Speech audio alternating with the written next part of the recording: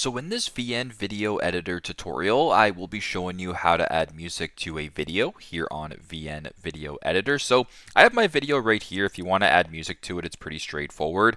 Go to where it says tap to add music right here, and then go to where it says music and select that.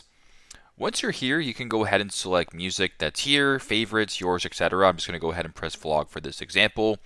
Bunch of different music here, so I'm going to go ahead and add the music right there. Apologies if you guys heard that. So obviously, if you want to use this music, make sure that you guys input it, copy the information here. But I'm just going to go ahead and press use for this example.